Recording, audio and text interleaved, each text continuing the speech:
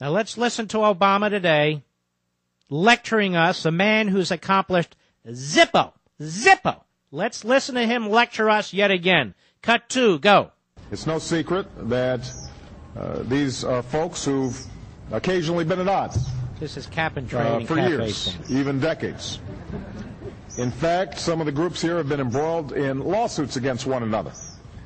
So that gives you a sense of how impressive and significant it is that these leaders from across the country are willing to set aside the past for the sake of the future.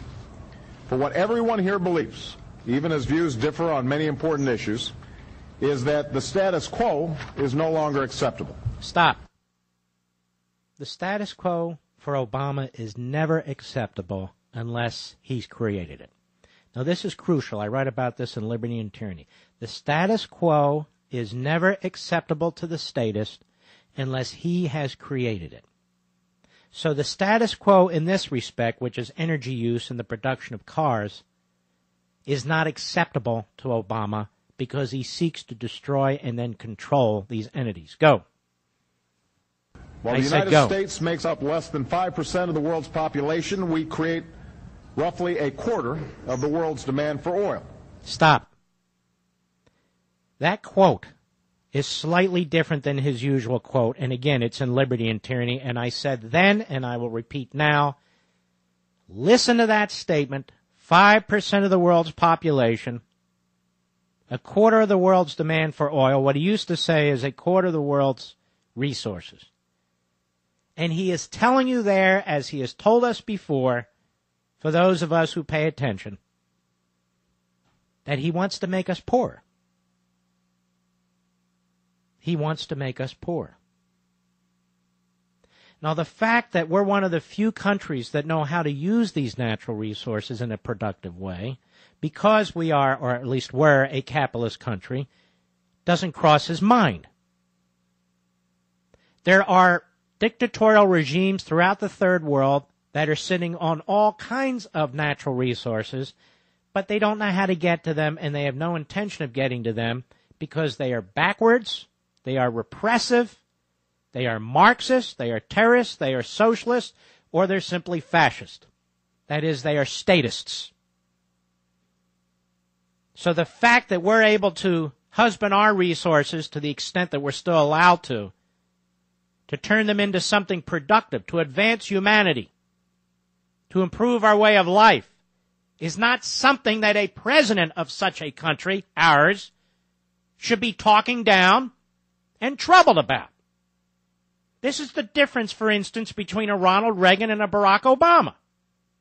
Reagan would say, well, of course we use 25% of the world's resources. If in fact that's even true, who the hell knows if it is or not? He doesn't either. But let's just stipulate to it. Because we have a more efficient economic system. Because we feed half the world. We medicate half the world. We protect half the world. We do things that most of the rest of the world can't even imagine. They're free to try. All they have to do is look at our society and try and emulate it. But that's not how Obama thinks. Obama thinks we have to dumb our nation down. Go ahead. Continue, please. This appetite comes at a tremendous price. This appetite comes at a tremendous price. So when you heat your home in the winter and you cool your home in the summer, when you decide to drive to work, when you decide to drive to a vacation place, apparently your appetite is out of control. Now, the government's appetite is not insatiable, is it? Now, that appetite can never be satisfied. There's something wrong with you. And this is my point. There's always something wrong with you. There's always something wrong with us. There's always something wrong with the system handed down from our forefathers to us that has worked so brilliantly. And Obama has a plan. He always has a plan. He has a plan for the automobile industry. He has a plan for the energy industry. He has a plan for the entire economy. He's got one plan after another, like a good charismatic demagogue. They always have plans. Now, Obama's going to praise in the next clip Arnold Schwarzenegger.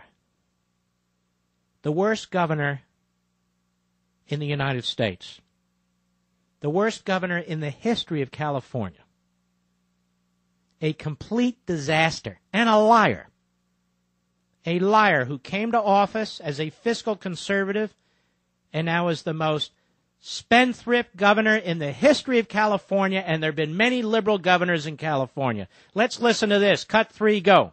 And I want to applaud California and Governor Schwarzenegger and the entire California delegation for their extraordinary leadership. They have led the way on this, as they have in so many other efforts to protect the environment. They're destroying their state, and he's being applauded for it. Absolutely stunning. Destroying the state, and he's being applauded. Depopulating the state, stealing the income of the citizens of the state, subsidizing illegal immigration in the state, putting the extreme environmental movement above the well-being of the people who inhabit California. This is a man to be applauded? I don't think so. I don't think so at all. Finally, here's Arnold Schwarzenegger, the jerkinator himself. Let's jump to cut 6. Cut 6, go. And so I want to congratulate the president because 3-4 other administrations previously have tried to do that and were not successful. There was a lot of dialogue about reducing greenhouse gases and making the cars more efficient, but no action. So this president, after 120 days in office, has created the action and brought everyone together. So we are ecstatic that's about enough this. for him. His broken English gives me a headache. The fact of the matter is this. Arnold Schwarzenegger and Obama and the rest of them, we know as a matter of evidence and statistics, one and the same actually, will be responsible for more deaths on the nation's highways with lighter, less safe automobiles, as I write in Liberty and Tyranny, as I've discussed here at length.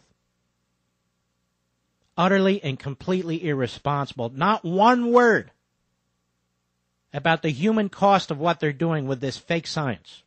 Not one word. Not one word.